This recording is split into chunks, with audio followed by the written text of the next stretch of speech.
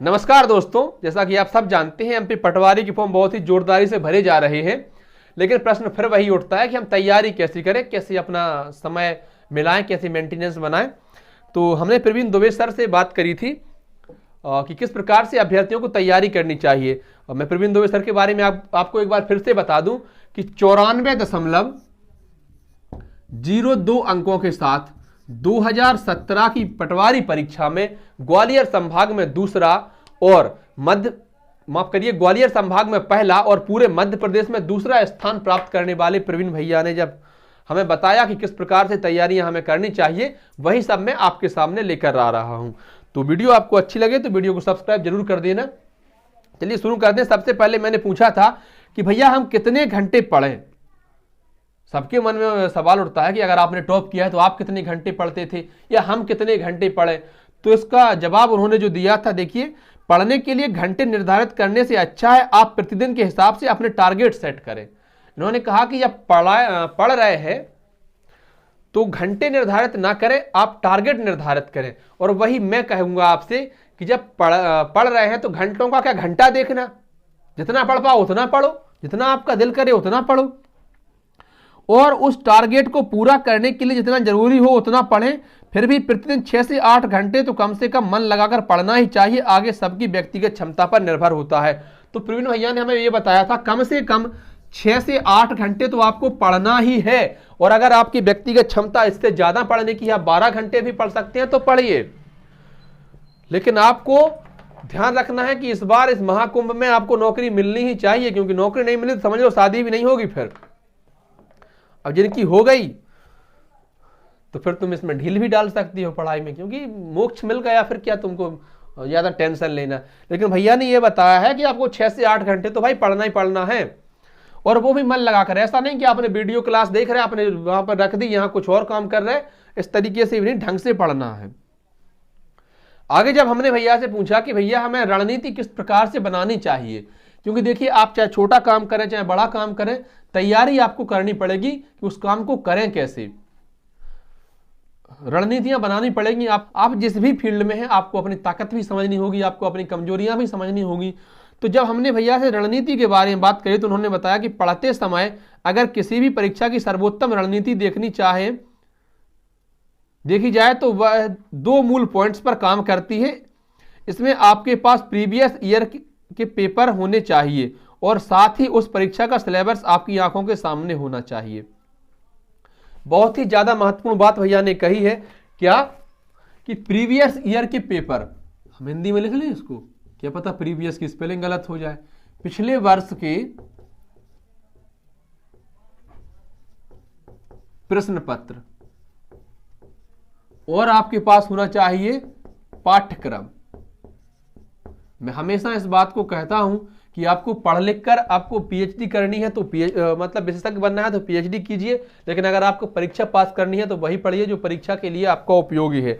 मान लीजिए परीक्षा में पूछा जाए कि महारानी लक्ष्मीबाई कहाँ की रानी थी, तो आप झांसी ना कह के झांसी का पूरा इतिहास बता दो तो वो फिर काम का थोड़ी है, नंबर तो एक ही मिलना है, समय आपका बेकार जाएगा। तो जो आपके पाठ्यक्रम में है आप उसी के हिसाब से पढ़िए, उसी चीज को समझिए, वो आपके बिल्कुल सामने होना चाहिए।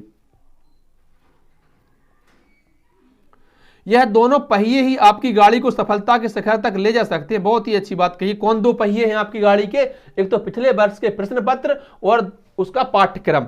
अब पिछले वर्ष के जो पटवारी का सिलेबस था वो अलग था, तो ऐसे में आपको वो पेपर भी लगाने, क्योंकि उसमें आपको मिलेगा हिंदी किस लेवल की आई थी, कंप्यूटर कैसा पूछा गया था, मैथ कैसा आया था, तो वो भी आपको वहां से समझने। साथ ही आप ग्रुप 2 या सब ग्रुप 4 के भी आपको प्रैक्टिस सेट पिछले लगाने पड़ेंगे। पिछले साल जितने भी क्वेश्चन उक्त परीक्षा में पूछे गए हैं उन सभी क्वेश्चन की तैयारी आपको बहुत अच्छे से करनी है, और साथ ही दिए हुए सिलेबस के अकॉर्डिंग ही अपनी तैयारी को आगे लेकर जाना है। हो सके तो कुर्सी टेबल की व्यवस्था करने पर ही पढ़ें, बिस्तर पर बैठकर ना पढ़ें। और अगर बिस्तर पर बैठकर ही पढ़ना आपकी मजबूरी है तो आपको स्टडी टेबल का प्रयोग करना चाहिए।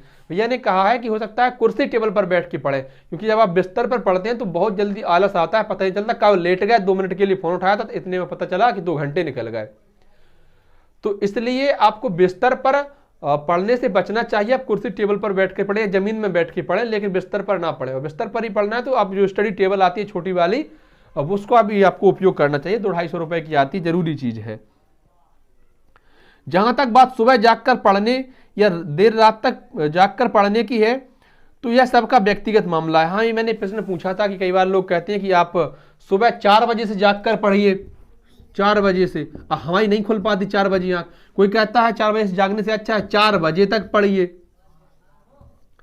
4 बजे तक या 4 बजे से, दोनों ही अलग अलग चीजें हैं। तो दोनों ही आपकी व्यक्तिगत क्षमताओं पर निर्भर करती हैं। अगर आप 4 बजे तक जाग सकते हैं तो तब तक पढ़िए, और 4 बजे से पढ़ सकते हैं तब तक पढ़िए। लेकिन चूंकि रात का समय पढ़ने के लिए अच्छा होता है, चाहे आप सुबह पढ़ें चाहे आप रात में पढ़ें, लेट नाइट, क्योंकि उस समय शोरगुल नहीं होता है, आपका फोकस वहीं पर रहता है। कुछ लोगों के लिए सुबह जागकर पढ़ना ज्यादा सही रहता है, जबकि कुछ लोगों के लिए देर रात तक पढ़ना ज्यादा सही माना जाता है। देखा जाए तो यह बिल्कुल ही व्यक्तिगत मसला होता है, जिसमें सभी अपनी स्वाभाविक क्षमता होती है। अपने स्वभाव के हिसाब से जो जिस समय पढ़ना चाहे उस समय पढ़ सकता है। बिल्कुल, बस ध्यान रखें कि पढ़ते समय कमरे का माहौल एक विद्यार्थी के लिए उपयुक्त होना चाहिए, जिसके लिए अर्ली मॉर्निंग या लेट नाइट का समय ज़्यादा सही रहता है, क्योंकि उस समय शोरगुल कम होता है और हम पूर्ण मनोयोग से पढ़ाई कर सकते हैं। जैसा कि आपको पता है कि समय बहुत ही कम है और इस समय में आपको लाखों कैंडिडेट से आगे जाकर अपना परफॉर्मेंस देना है, और तभी आप उस मुकाम को हासिल कर पाओगे जो आपने सोचा है। इसलिए चाहे सुबह पढ़ें या रात में, बस मन लगाकर पढ़ना जरूरी है। तो भैया ने ये बताया है कि सुबह पढ़ें या रात में पढ़ें, लेकिन आपके कमरे का माहौल ऐसा होना चाहिए जो एक स्टूडेंट के लिए उपयुक्त होता है। साथ ही साथ आपको पूरे मन लगाकर पढ़ना है, बिल्कुल टाइम पास की तरह नहीं पढ़ना है कि आपको ने घंटे गिना दिए कि भाई साहब हमने 8 घंटे पढ़ लिया, अब टाइम खत्म। सीखा आपने उतना भी नहीं जितना आप 8 मिनट पढ़ के सीख सकते थे। तो मन लगाकर पढ़ना है। और एक बात और इसमें मैं जोड़ना चाहूंगा कि आप प्रैक्टिस सेट भी ज्यादा से ज्यादा लगाइए। प्रैक्टिस सेट के लिए महत्वपूर्ण है कि आप ऑनलाइन प्रैक्टिस सेट लगाएं, और इसके लिए परीक्षा ऐप है हमारा। तो 300 रुपए में आपको 365 दिन का अर्थात 1 साल का प्रोपास मिल जाएगा, जिसमें आप 1 साल तक किसी भी परीक्षा के लिए ऑनलाइन प्रैक्टिस सेट लगा सकते हैं।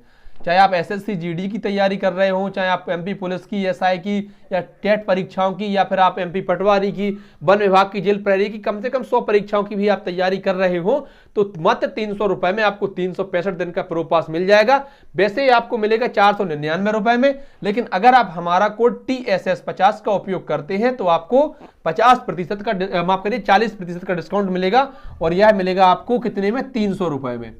कोड है हमारा TSS50, जिस पर आपको 40% का डिस्काउंट मिलेगा इसका उपयोग करने से।